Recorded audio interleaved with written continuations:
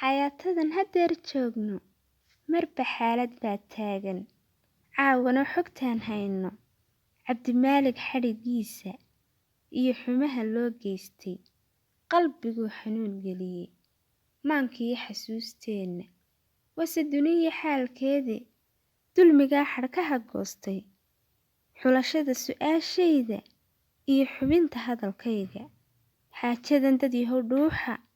bal xisaabtan ila eega xisku qaadan kari waayey xadka dhiga jawaabteeda xayndaabka dhaqankeenna xarafraaca diinteenna iyo xaakim hadalkiisa midna laguma xaalayne xeerkiyo dastuurkeenna halkay xaashi kaga taallo qodobkaa xalaaleeyey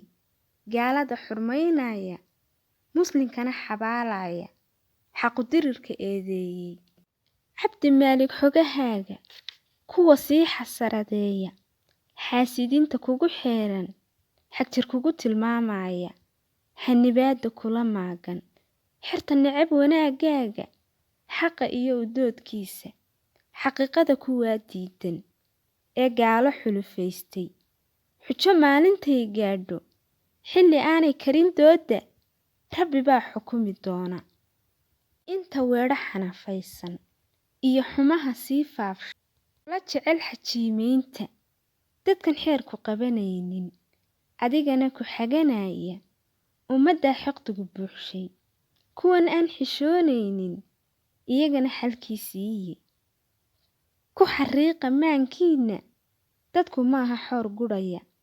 balliyada xareed taalla iyo xoolo xiro jooga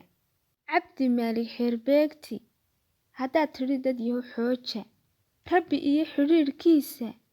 xaaraan ka dheeraada kalaamkiiyo xadiiskaagu dadu xiise gelinayo ku xafidaya baa jooga xayiraadan lagu saaray xabsi adiga kuu gaara dadka kale xorriyad siiyey jeelkiiyo xanuunkiisa waad ka bixi xadgudubkiisa xaqdarrona xidhnaan maysid waad heli xuquuqdaada farxadda iyo xorriyaddaada